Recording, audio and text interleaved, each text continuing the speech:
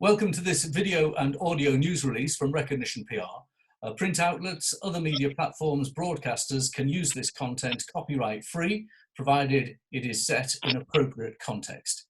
Joining me is the chairman of Ebac, the manufacturing firm based in Bishop Auckland, County Durham. It manufactures a range of domestic items, including water coolers, dehumidifiers, and washing machines. John, when the call came out to manufacturers to help make ventilators for the NHS, what was your first response? Well, my first reaction was, can we make something that's fairly simple, easy to make and quick to make, that would be reliable, but simple?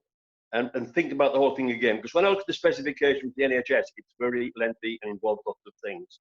And it's a multi-purpose function that they've got now. It's a ventilator that can deal with several different situations. I thought if we can simplify that by looking at one application only, then we can produce something quickly and reliably that would do the job. So you set about sketching things out with your team. What do you manage to come up with? We came with a system that uses an air pump to push the air at the right amount into the patient. It's simple as that. So all we need is a pump, a control system, and a pipe, and that off we go. So that's something very simple and easy to do. Would the device involve oxygen or just regular air? Well, we could either. There are 4 different types of thing that they require. One is for helping patients that can't breathe themselves. And the other one is for assisting people who can breathe, but don't breathe very well. That's the one we looked at because it's much simpler. And to produce a machine that can do all of those 4 is quite complicated. It's also essential in their specification to fit in with their fittings inside the wards where they've got this equipment. I thought it's better if we could make something totally self-contained that didn't need any other supply. So if you were used anywhere in a room, and that's what we did. As long as you've got electricity supply, this would work anywhere by taking normal air, pumping it into the patient. So you've really come up with a mini ventilator, a light version of the specification the NHS asked for. It's a mini version. It's less flexible.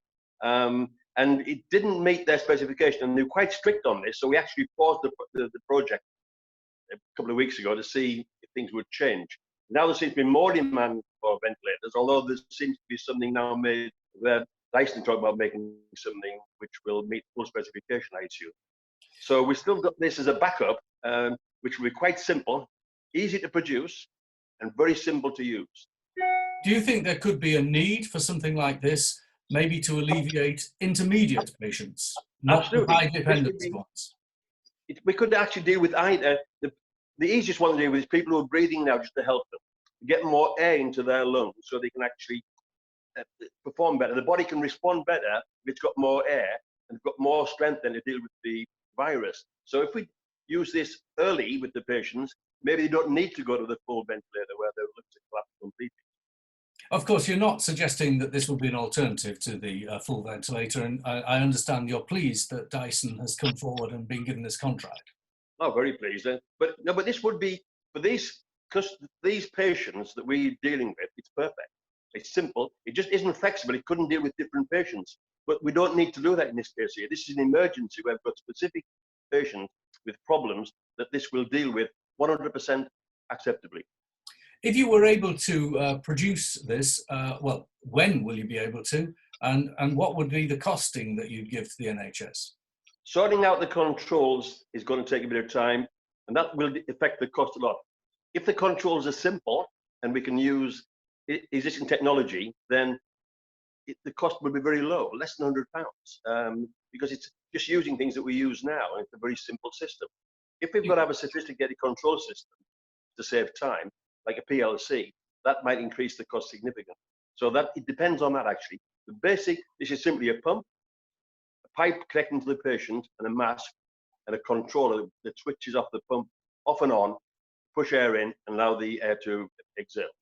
You have the designs now. Are you willing to share them with the NHS in order that you could get over producing some? And if they said yes, when would you be able to have the first ones ready? I would plan to have a prototype early next week. And then once we've got that working, then I think we'll approach the NHS and see if there's any demand. If not, we'll just sit back, and there may be demand. It depends how things go. We're in uncharted waters here. It may be that the procedures taken by the government mean that we won't get the quantity of people with needing a ventilator, as in, for example, Italy. So it depends how those things work. So things are going to change quite a bit. Nevertheless, there could be an export market for you if you're thinking as a business person. Hopefully, our own situation in Britain will be good if the system works, but there may be other countries that would need this kind of device. That's right, of course. If there's a need anywhere, we could meet it. It may be just, no, once this idea is out there, anyone can do it. It's actually using what's readily available. It's very simple. But actually breathing is very simple, isn't it? You know, the ventilators used by the NHS is very complicated to meet with different situations. It's got lots of different features and all kinds of things like a backup system and a recording system. And you don't need that in an emergency. All you need to do is get fresh air into the lungs of a patient. Okay, and finally, if this was procured, would you be doing it for a profit, or are you willing to sell it at cost? No, we'd be very happy to supply it at cost or even less than cost. It's about really saving lives, not making money. John Elliott, thank you.